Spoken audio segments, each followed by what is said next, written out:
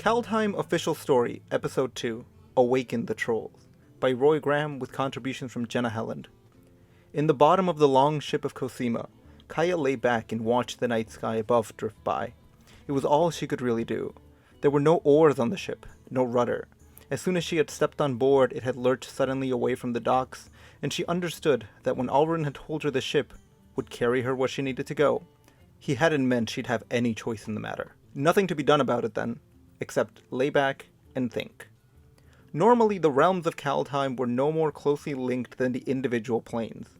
If anything, the gulf between them was more absolute, since Kaya's natural ability to planeswalk didn't allow her to cross between them. Even for the gods of this world, crossing the cosmos was no small task. There were exceptions according to Inga. Now and then, through mortal ingenuity or random chance, a temporary link between two realms would open. Omen paths, they were called. It was a doomscars people feared, though. Celestial collisions that seem invariably to lead to calamity. The last time Berdegard collided with Karfell, a frozen land of wraiths and walking corpses, a legion of the undead made it all the way to Beskir's stronghold before it was defeated. Never in recorded history had the Doomscar bridged their realm with Immerstrom, the realm of demons. But the consequences of such a thing were hard to imagine. The last time a single demon had made it to Berdegard, he went on a rampage so horrible that they named the bleakest, darkest part of the year after it. All in all, it sounded like precisely the sort of event she told herself she'd avoid from now on. Stay focused, Kaya. You've got a possibly extraplanar, certainly dangerous monster to find. Plenty to keep you busy. A soft thump woke Kaya from her dreamless sleep, and her hand went to the hilt of her dagger before she realized where she was. Wait, where was she though? She sat up and winced at a stitch in her back. The longship may have been a powerful artifact, capable of sailing through the raw magical energies of the cosmos, but that didn't make it any better as a bed. A thick mist had settled over the water behind her, swallowing up everything but the sound of the tide lapping at the stern. Ahead, the nose of the ship had run up on a muddy bank gnarled with roots. "My stop, huh?" said Kaya, to no one. She climbed out and immediately her boots sunk into the wet black earth, as she wondered if she could tie the ship to one of the thick roots curling off the edge of the shore. The boat lurched back into the waves as if it had been pushed. In moments, the longship disappeared into the mist. "Thanks for the ride," she muttered. What exactly would she do if the monster hopped realms again? Well, she'd worry about that later. Grabbing a branch for the leverage, Kaya climbed up off the bank and into the forest. Kaya had spent plenty of time in old places. When you specialize in things that should be dead but weren't, life took you to quite the assortment of ancient tombs and forgotten cities. But never had she been in a wild place that felt so very, very old. Every tree stooped low and grandfatherly. The youngest of them seemed to have already lived a handful of lifetimes. Here and there she came across collapsed stonework, scarcely recognizable, under the moss that grew everywhere. Everything seemed like a relic of a lost age, a concession to time's final victory. In an hour of walking, Kaya saw only one intact structure, a towering archway built of stone. It had to have housed the gates of some grand sunken fortress once. That, or whoever had built this place, needed their doorways 20 feet high. The forest seemed to go on forever. All the while, Kaya searched for the silvery, organic-looking veins of metal that she'd seen in that cave deep in the Aldergrad. I'd take a big spooky footprint instead, or maybe some claw marks. But there was nothing.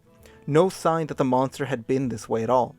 Kaya had stopped to rest on the trunk of a fallen tree when she heard the chatter of distant voices. She was back on her feet in an instant. Thank this plane's shiny, glowing gods. Odds were they wouldn't be as welcoming as the Omen Seekers had been, but she could at least ask whoever it was for directions. Kaya pushed aside heavy, drooping branches and ducked under mossy overhangs, following the sound. Finally, she emerged into a clearing. At one end was a massive block of worked stone, covered in faded knotwork patterns and scaled ridge of mushrooms. The rest of the clearing held a collection of strange and loud creatures. Hunched over, they stood about as tall as she was, meaning they'd probably be a good bit taller if they ever stood up straight. All of them were green, some a pale green, some a deeper shade, some an ugly mottled pattern, with long dark hair wrapping their bony forms like a shawl, and formidable tusks that clacked together as they opened and closed their mouth, speaking in a language she didn't understand. Trolls. Hadn't seen any on Kaldheim, yet. But there was no mistaking them, and, if the Omen Seekers were to be believed, The local variety were a foul-tempered bunch. Thankfully, they seemed too distracted talking to, and occasionally smacking, each other to notice her. Kaya was retreating back the way she came, step by careful step, when a figure stepped onto the massive block of stone. Instead of a troll, it was a man wearing a hood that jingled with discs of gold. At his belt hung a sheathed sword. Around the stone, 4 trolls stepped out from the shadows, bigger than any in the crowd. They were draped in rusty, ill-fitting suits of mail and carried weapons of some kind. Clubs, crude axes, broken swords. One of them knocked his axe against the stone block and barked something in a harsh, guttural voice. The chattering in the crowd went silent, and the hooded man gestured toward them with spread arms. "Friends," he said, in a low, ceremonious voice, "you know my many names. I am called Trickster by some, Ruse Forger by others. Some have called me the Prince of Mischief, some the God of Lies. All know me as Valky, and my first gift to you, the gift of languages, is free. Hear my words, understand them. What I have to tell you is of grave importance." A god? Here?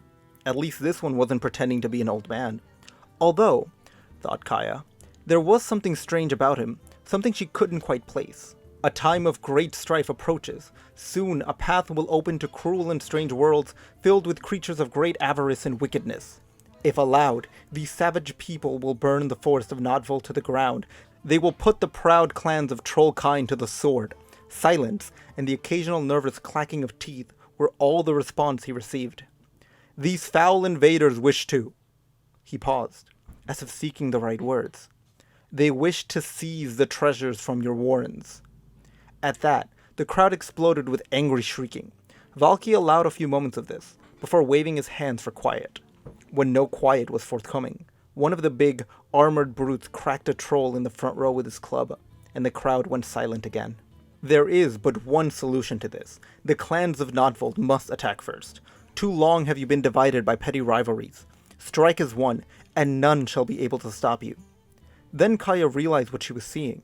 Valky glimmered. It was subtle at first, very different from the overflowing radiance that had spilled from Alrund. Easy to miss, but Kaya had hunted insubstantial enemies for a long time. She was used to spotting subtle currents of energy. What she was seeing was an illusion. And Kaya knew there was just no way she was seeing the illusion created by the God of Lies. Quietly, Kaya ginned up a spell. Nothing fancy. A little purification. A little seeing beyond the veil. Throw in a bit of wind and... She blew gently towards Valky, little motes of white light exiting her pursed lips. The spell tumbled forward, air swirling around it, whipping into a gale that blew the manes of the troll crowd to and fro. When it swept over Valky, it seemed to strip the Valky right off him. In place of the God of Lies stood a red-skinned man with 2 prominent horns and a very surprised expression on his face. "Who dares to?" "Show yourself," he spat angrily. Bad idea, thought Kaya. But, then again, how good had any of her ideas turned out to be so far? She stepped out from behind the tree. "Probably thought you could get away with this sloppy illusion, right?" said Kaya. "Dumb trolls won't know the difference. Bad luck for you, Tybalt." The corner of his lip rose in a grin. The expression didn't seem to dampen any of that anger. "Sharp eyes on this one. Have we been acquainted yet?" "Nope. But, what is it they say? Your reputation precedes you." Oh, she'd heard plenty of stories about the devil planeswalker, and none of them good. "You're too kind, and to whom do I owe the pleasure?" "Name's Kaya." Rings a bell. A sneak and a thief, if I remember correctly. A killer. Quite the accusation coming from you. What are you doing here?" Tybalt shrugged. "I could ask you the same question. We planeswalkers are meddlers by nature, aren't we?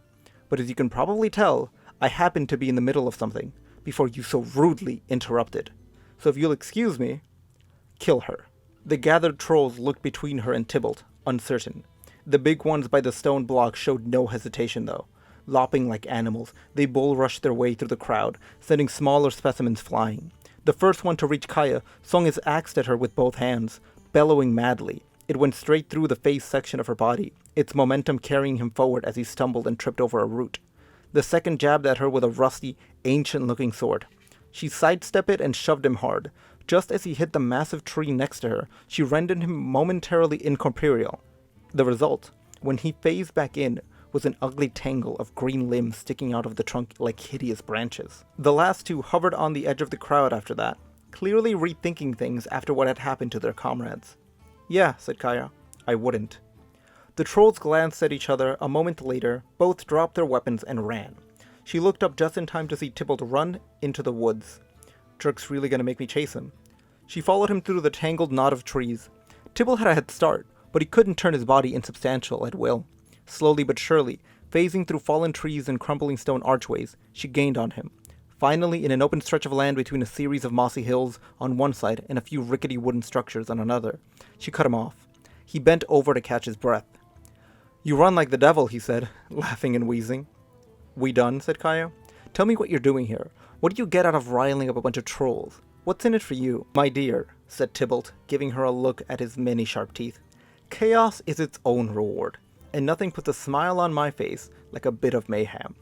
But I can't see how it's any of your business. This isn't your home. These aren't your people." The thought had occurred to her, yeah, but she did have business here. There's a monster in Kaldheim, something from outside of the plane. You wouldn't have had anything to do with that, would you? Tybalt cocked his head. "A monster? Why, I'm shivering in my boots. I positively must find somewhere to hide. Let me just..." "You're not going anywhere, and your troll minions aren't around to help you this time. Not like they were able to slow me down." "Oh, clearly not," said Tybalt, grinning in a way that made Kaya uneasy. "At least not the Hagi variety. You proved yourself quite capable of dispatching them, but as far as their cousins, the Torga, well, I like their odds a bit better." He held his two fingers in his mouth, then, and gave the loudest, most shrill whistle Kaya had ever heard. She clasped her hands over her ear and bent over, wincing. After it had passed, Kaya glanced around frantically, readying for legions of trolls to charge out of the woods. But there seemed to be nothing but rolling grassy hills, and those collapsed structures shot through the wood rot. "Looks like your big bad troll friends aren't showing up," said Kaya. "Now let's..." A rumbling underfoot cut her off, and the hill closest to Tybalt got about a foot taller. His grin climbed a few inches too. "Actually," said Tybalt, "it looks like your eyes weren't as keen as you believed them to be." One after another, they pulled free from the earth, showering the clearing with clumps of black dirt. On one side of her, the wooden structure seemed to collapse in reverse as a behemoth form pushed itself out of the ground, shaking loose errant pieces of wood. They were massive, 20 feet tall at least, the bony ridges along their body resembling nothing so much as features of the landscape. Of most keen interest to Kaya were their fists, each one roughly the size and shape of a boulder. In their long, lank hair grew mosses and grasses. On the one that had emerged from beneath the wooden structure, planks' beams hung off like primitive armor. Set deep into their geological faces were pink-pricked red eyes. One yawned as it rose, revealing a mouth of yellow, twisted fangs. "Torga trolls, you see, simply hate to be woken from a deep sleep," said Tybalt. "And once they have been, they've got an unfortunate tendency to rip apart anyone and anything in the vicinity." "Are you crazy?" hissed Kaya, turning to face the trolls behind her. She counted 6 altogether. "They'll kill us both." There was an unusual sound behind her, then a kneeling, whistling noise, as if the air itself was being sharpened. She turned back to see Tybalt had drawn his sword. It was a marvel, that was plain. Forged from some kind of glass, it seemed to contain a shifting spectrum of color she had only seen once before, spilling off of Alrund himself. Next to Tybalt was a hole in the world. There was no other way to put it. It hung in the air, the edges ragged and uneven and faintly glowing. Heat and sulphurous air seemed to pour out, and through the tear Kaya glimpsed black earth, split with volcanic ruptures. Tybalt hefted the sword and grinned at her. "Works like a charm. I'd say I wish you luck, but that would make me a liar, wouldn't it?" With that, he stepped through the portal. Behind him, the edges came together and vanished, leaving Kaya with the trolls. She pulled her daggers free from their sheaths as slowly as she could. Maybe she could still get out of this without a fight. "Listen, the guy who just woke you up, he just stepped out, but if you'll give me a moment to explain myself." One of the trolls swung at her open-palmed, like it was trying to squash a bug. Would have succeeded too if Kaya hadn't phased out of the way. Even clear of the blow, the impact rattled her teeth. "Okay," she said. "I tried." She jabbed one of her blades into the troll's arm. Or, rather, she tried to. It felt exactly like trying to stab a hunk of rock. There was a ringing snap, and she watched the dagger she'd had since Telvada break in two. The shock lasted only a moment, but that was long enough for the troll to sweep out its hand and knock her across the clearing. Her head was ringing when she pushed herself back to her feet. It had been a long time since she had been hit that hard. She flipped her remaining dagger tip down in a reverse grip. I liked that blade. She'd tumbled right into squashing range of another troll. It swung at her with an uprooted tree, which she had phased through. On the other side, she slashed at his exposed leg. The blow scraped and skittered off the thick hide, leaving nothing but a thin scratch. "Come on," she said, dodging a backhanded from the second troll. She rolled between the legs of a third, narrowly avoiding its clumsy attempt to grab her. Time to fight dirty. Wrapping her blade in ethereal energy, Kaya jabbed it between the two huge vertebrae and yanked her hand out just in time to have it rematerialize. Tricky timing, but she was rewarded with a deep bellow as the dagger solidified in its spine. With a tremendous crash, the troll hit the ground. "Who's next?" she said, turning to the others. Okay, she may have briefly disarmed herself with that little trick, but it was nothing she couldn't. Pain exploded along her left side, and then she was tumbling, rolling across the ground. The troll she had just put down, the one who was apparently swatted her, was lurching to his feet. She could see the scratch she'd put on his leg closing up. They heal too, she thought, in between the waves of nausea. Why did everything in this plane heal? The other trolls rolled and banged their fists on the ground, spread out in a semicircle that blotted out the sun. 1 against 6. She'd won fights with worse odds, but then again, she'd had weapons in those fights. One dagger broken, one embedded in an angry troll. Kaya took a deep breath, wincing at the jolt in her ribs. "Need a hand?" came a voice from her left. Leaning against one of the ancient twisting branches of this place was a man with long braids of red hair. By his pointed ears, Kaya could see that he was an elf, but his body was packed with more muscle than she was used to seeing on their kind. He was clearly proud of it too. Despite the cold, he wore no shirt, only a collection of charms hanging from necklaces and a pair of bracers, one which was fixed with brass knife blade. There was something about his relaxed, easy pose that made him seem young, even for a people who always seemed young. "How long have you been standing there?" she said. "Long enough to see that you're not faring too well. Not that I blame you. A Torga troll is no easy opponent, let alone 6. Lucky for you, I happened to be passing by." That irked her for a moment. Kaya turned away from the approaching trolls, who still had every intention of smashing her into paste. "Listen, kid, get out of here before you get hurt. I can handle myself." "I'm not sure about that. After all, you've lost both your blades while I still have my secret weapon." "That thing on your wrist?" "Oh no, I meant this." He tossed up a small, flat stone, caught it, made it tumble over his long fingers. Kaya blinked. "That's your secret weapon? A rock?" He only smiled and strolled towards the trolls as if he didn't have a care in the world. "Hey, watch out," she shouted. Stupid kid, making her save them both. Now she couldn't just run. She moved towards him, preparing to phase out, but there was a lot of distance to cover. The trolls, it appeared, were equanimous. They were just as willing to tear this new opponent apart. Just as he came closer, one of them sung a mud-covered fist. He stepped out of the way without breaking pace. He was quick, she'd give him that. Even without the ability to turn insubstantial, catching the elf seemed an impossibility for the sluggish trolls. They'd slam the ground where he just stood while he danced to their side. They'd clap their hands together where he'd been a moment before, and he'd backflip away. It was like trying to catch smoke or bottle lightning. More than once, Kaya thought she saw him linger a moment longer than he needed to, letting a blow from his foes miss by inches instead of miles. A show-off then. Meanwhile, a transformation was happening in the fist that gripped the rock. The skin of his arm and hand appeared to be growing polished and hard, turning almost exactly the same gray as the stone. And one of the trolls tried to stomp the nimble elf into the bedrock below the hill. He leaped suddenly forward. He didn't strike the creature with that brass blade affixed to his arm though. He only touched the creature on the leg with his new stone hand. Suddenly, the same transformation that had covered the young elf's arm began to spread rapidly across the troll's leg. Its green-gray hide, already pitted and craggy, changed to rough stone. The rock moved in a ripple up its torso, creeping ahead with alarming speed. The lumbering creature had enough time to drop its tusked jaw open in surprise before the wave of stone swept up its face, the expression of surprise freezing in place. The troll with the tree swung it towards the elf in a wide arc. He vaulted straight over it, angling his body between two whip-like branches and tucking into a roll on the other side. He placed that stone-gray hand on the elbow of the troll. In moments, the whole creature was rock.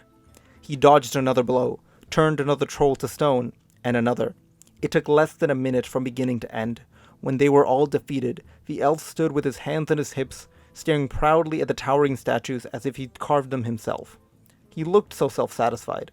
Kaya hated to admit that she was impressed. "Not bad, kid." He looked at her, his expression going sour. "Would you stop calling me that?" "What should I call you then?"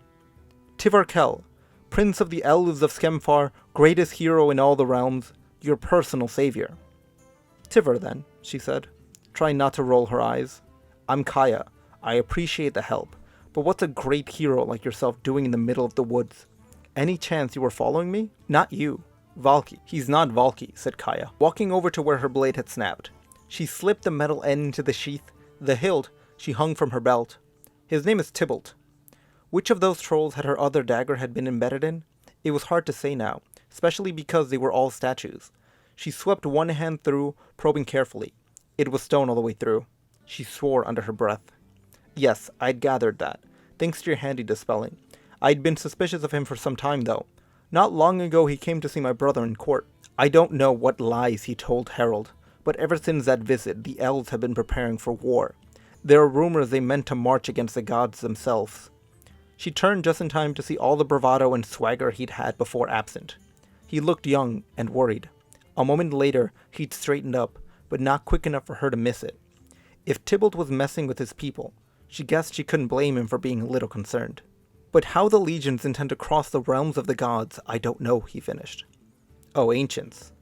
The Doomscar. Alrund said there was a Doomscar coming, said Kaya. At that, Tivra looked as surprised as the troll statues behind him. A Doomscar? And you heard this from Alrund himself? Yeah, nice guy. Let me about. And this Tybalt, he is an enemy of yours? Certainly not a friend. I don't know what he's up to, but it's trouble one way or another. We'll pursue him together then. Clearly you need my help, said Tibber, smiling in a way that hadn't yet failed to piss her off. With an attitude like that, she thought, this kid's gonna get himself killed. Not like that was her problem. Listen, I've got other business. I can't go running after every villain that rears its ugly horned head. Besides, I don't even know how we'd follow him. What do you mean? He'd used a sword to open up some kind of portal. Did you see anything? Through it? On the other side? Said Tiver. Not much. It was open only for a second, said Kaya, trying to think. I remember seeing fire, though, and the ground looked like it had been charred black. Immersturm, said Tiver. The name dropped into her stomach like an iron weight. She'd heard Inga whisper stories about that place. The realm of demons. Tiver, bafflingly, seemed excited at the news. But Tiver already had his eyes closed. He extended both hands in front of him, and Kaya reflectively took a step back. Slowly, in the surrounding air, currents of mana began to curl and twist into complex patterns of glowing knotwork. Kaya realized she had seen magic like this before. It had looked almost effortless when Alrund had opened a doorway into another realm, but the fundamentals were the same. When it opened into that shimmering nightscape of the cosmos, she felt an odd decompression in her ears, as if all the air had suddenly gone out of the clearing. Tiver finally opened his eyes. A doorway stood before them. Where in the hells did you learn to do that? Breathed Kaya. The sorcerers of Skemfar are experts of their craft, and you can count me an expert among experts, he said, grinning. I've been all throughout the realms of Kaldheim. My natural gifts express themselves a bit differently in each one. She took a step closer, and something caught her eye. In the bundle of charms around his neck, among the bones and gems and little twisted bits of metal, was a small octahedron of dark stone. Covering the sides was a minute, precise etching, a design she had seen before, but not here. Ah, he said, catching her gaze. He held up the little shaped stone to the light. Feel free to admire it. I found this one in a remote realm, one even the sagas don't speak of. It was called Zendikar, she said, cutting him off. Holy ancients, you're a planeswalker. His grin flagged, uncertain. And what exactly is a planeswalker?